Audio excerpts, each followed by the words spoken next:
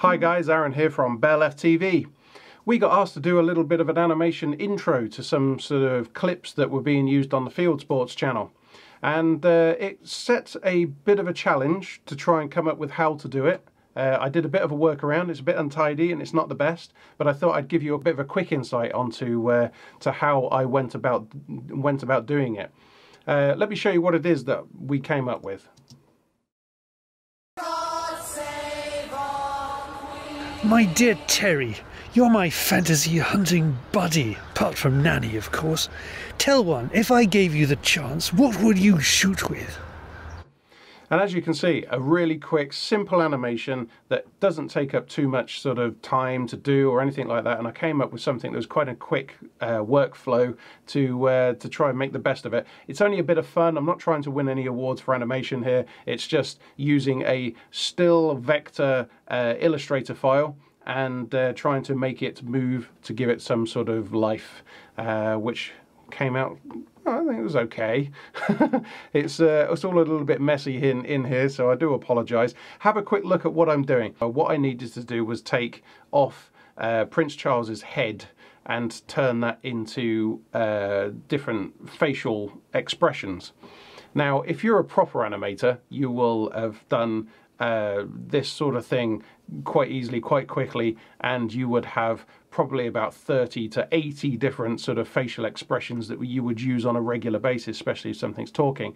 If not, you've gone down the purist route and you've done it sort of like frame by frame, so you can change the whole thing. I ain't got time for that. I had to come up with something quick and dirty, and this is what I done.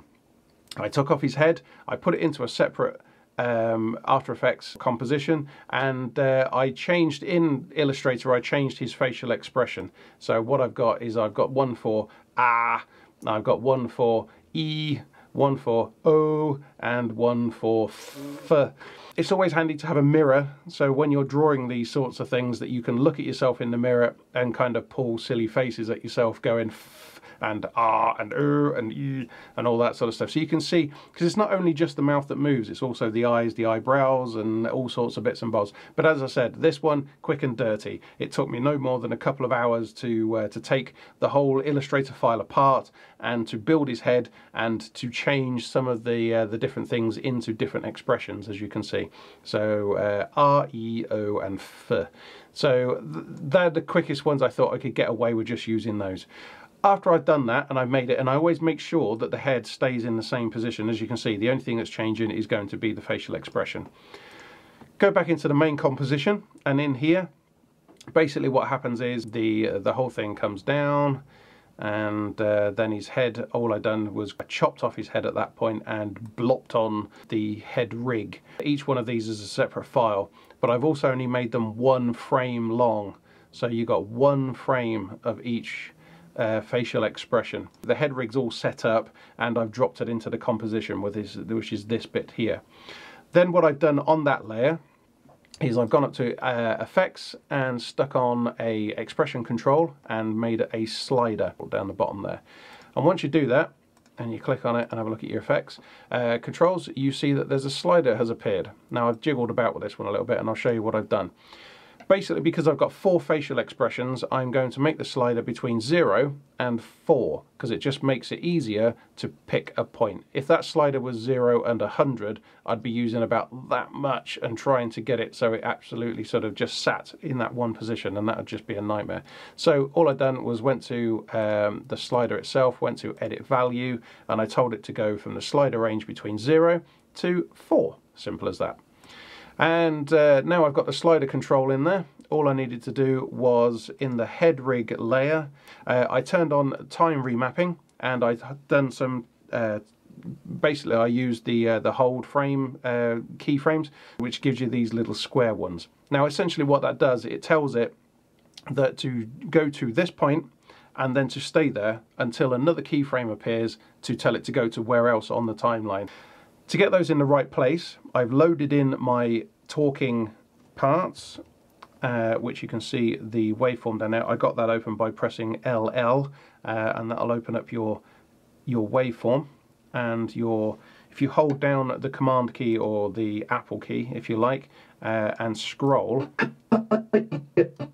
you can actually preview what you're listening to as well. So as you can see, some of these you have to kind of make a best guess. I tried doing a quick down and dirty version, which was not really sort of true animation, but it gave you an idea that the face was talking. So I went for a bit of a quick one. So all I need to do was just have to listen to what he was saying. Don't know what he's saying there. Oh, I've gone right back to the beginning. Out. There you go. Tiger tell. So he's saying tiger tell. So when he goes tiger tell, I mean, all I'm looking for really is just to have a mouth open, sort of, as you can see. I've toggled to that point there. If I wanted to put one here, so let's just say, let's put a new one in. So I've moved to here. I wanted to put a new keyframe in. All I need to do is use my slider, and I will tell it which mouth position I want it to be. So if I wanted it to be just an open mouth, something like that, or even one of those, tiger. So if I'm going to make my mouth open, so tiger, so I'm going to go to there. So I'm going to be around a 1 frame, which means that 0 is your first frame, number 1 is the ah sound. So as you can see, it's dropped in a keyframe there. So it will hold on here until it gets to there, then open his mouth, and then it will move on to the next one, which unfortunately is opening its mouth as well. So it will open his mouth, and the next one is close his mouth. So always remember that when he goes tiger, tiger, tell, you want to be able to go ta. So he opens, closes, opens, closes.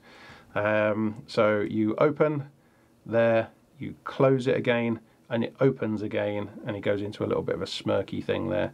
So that's how he's talking at that bit. Let's have a look at that again. Tiger tell, the greatest truth I've learned as a royal.